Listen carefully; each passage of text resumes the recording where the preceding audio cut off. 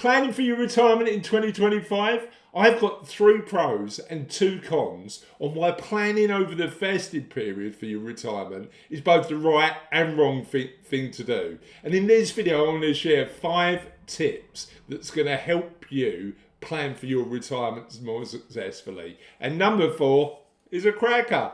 Welcome to the festive edition of What Happens Next.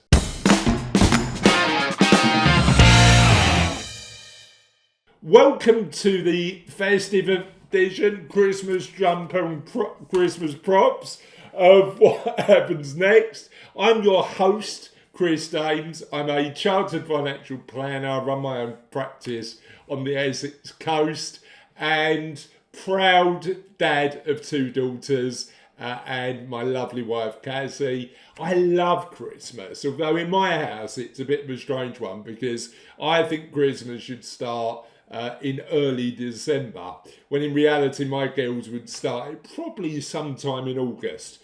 Now, whenever you start your Christmas celebrations, often it's the time when we think about the year, think about how it's gone, and reflect on what our future looks like. And in this video, I want to talk about the 3 advantages and 2 disadvantages of thinking about your impending retirement over the Christmas period. And I want to share some tips. I want to share some tips and my advice on helping you plan for that retirement, both from a financial perspective and a non-financial perspective, more successfully.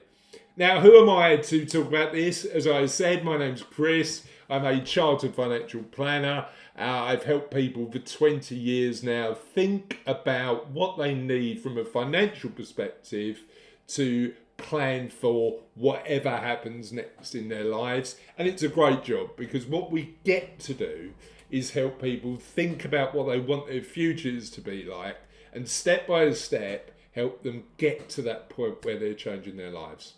Now, number 1, and the main reason that the festive period might be a great time to think about retirement or whatever's next for you, is we've got a bit more time. Often in our busy lives, we don't find the time or the headspace to think about what happens next. Now, in reality, we could probably make the time, but the festive period often feels like a natural stopgap to consider either retirement or whatever happens next in our lives. Also, at the end of the year, I don't know about you, but I tend to become a bit more reflective. We think about what we want. We think about what we're doing currently that we don't want to do anymore. And we consider what we'd like to do with our most important commodity, time.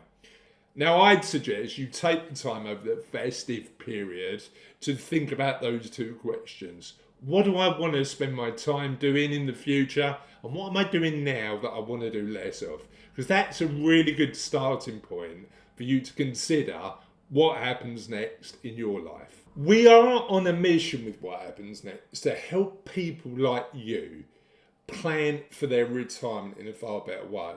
We've seen too many people in my professional career as a chartered financial planner plan for the money, but not plan for the next step. And that's why I'd love your help. What I'd love for you to do is like this video if you're getting benefit, subscribe to the channel, but also check out the work we're doing at www.whathappensnext.life. Because there you'll find a number of free resources that we'd love for you to take advantage of. There's the quiz that helps you to work out where you are in terms of well-being. You can find a QR code for that below. And it's really interesting because my experience from what I've been told from people who have taken the quiz is it's a really unique insight into the factors that you might need to consider when you retire or whatever happens next in your life. But the other thing I'd like you to do is subscribe to the book waiting list. I'm writing the book. One of my big 2025 plans is not retirement, but to finish the What Happens Next book. And I'd love for you to be one of the first people to get a copy. So use the QR code below and you'll go on our waiting list and you'll be one of the first people to get a copy of that book that's going to help you plan successfully. Let's get back to the video. Now let's talk about the first disadvantage. Too much time during the festive period might put you off of retirement. Now this may just be one for me, but if Christmas was throughout the year, number one, it wouldn't be special. But number two, if that is what retirement looks like, actually I'd rather leave it.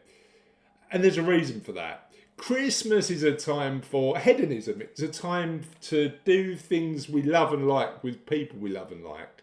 But as humans, we need more than that. Because hedonic well-being, doing stuff we love and like, is really important. But so is eudaimonic well-being, having a purpose, having meaning in our lives. And that's why what happens next, we talk a lot about making sure that you understand what your North Star is when you're thinking about what happens next, and why you're going to get up in the morning post that main career. What is it that's going to drive you?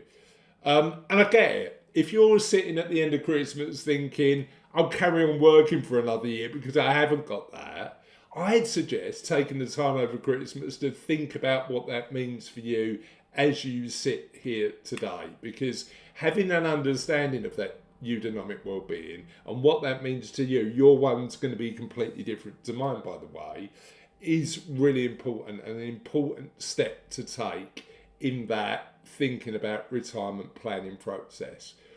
Other thing you want to think about is how you feel awe.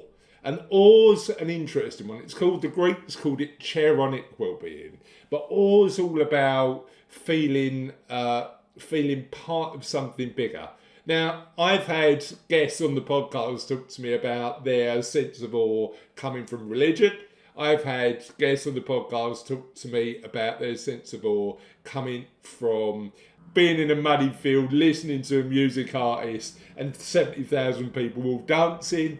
Some people get from nature, some people get it stargazing. There's loads of ways you can get awe. But as part of a retirement life well lived, I'd suggest you want to think about hedonic well-being, doing stuff you love and like, eudaimonic well-being, doing stuff with meaning and purpose, and chaironic well-being, doing stuff that gives you a sense of awe.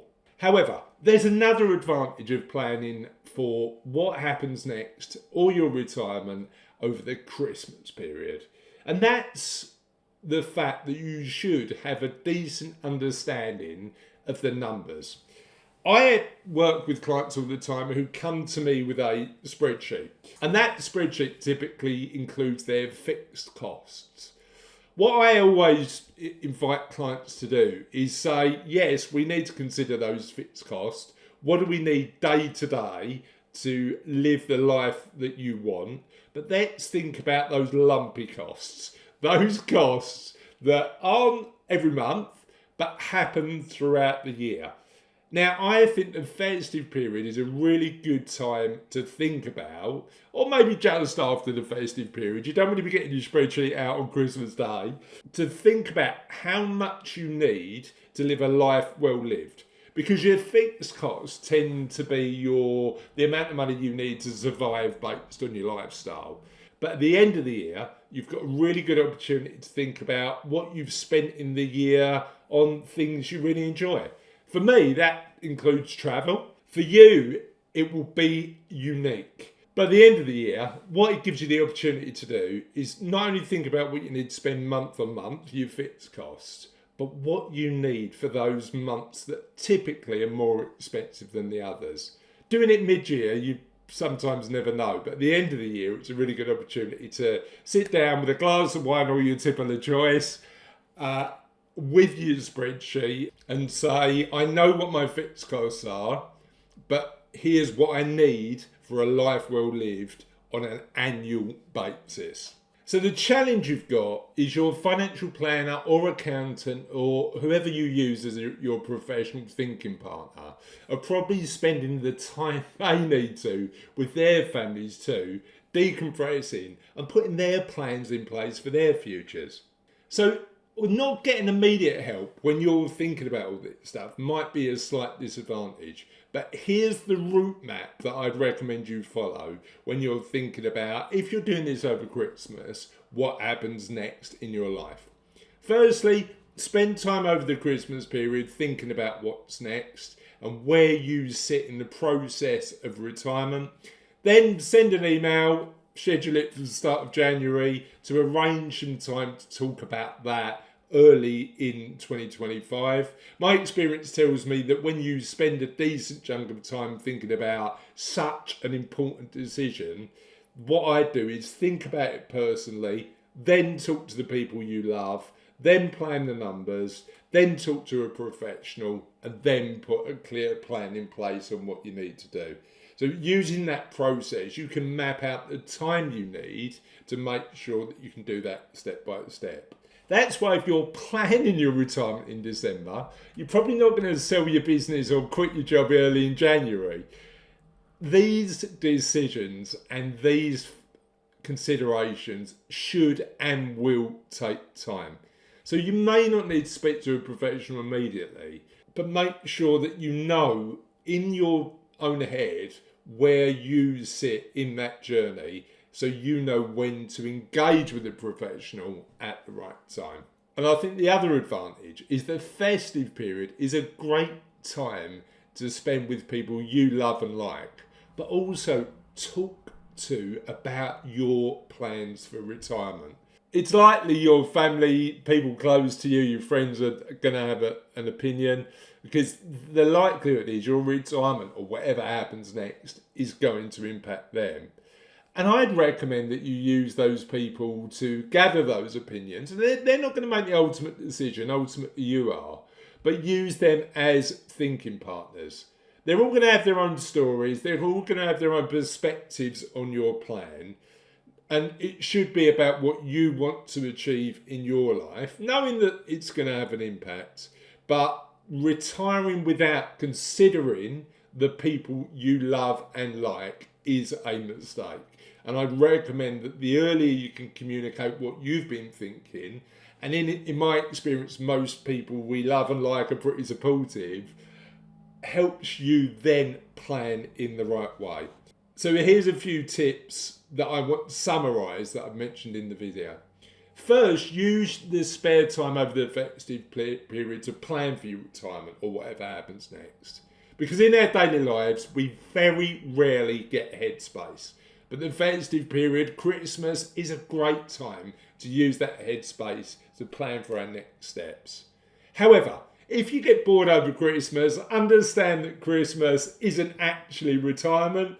Retirement has got a few less pigs in blankets, which is always disappointing. But actually think about how you're going to plan for your retirement in the 3 areas of well-being. Spending time with people we love and like, hedonic well-being, doing things of purpose, eudaimonic well-being, and doing things that we love that make us feel that we're part of something bigger, or chironic well-being. Also, use the time you've got to plan the money. You should have a year's worth of personal expenses, put them in a spreadsheet, but also make sure that you're factoring in the lumpy bit of expenses that happens throughout the year. And by the end of the year, you'll know what those are.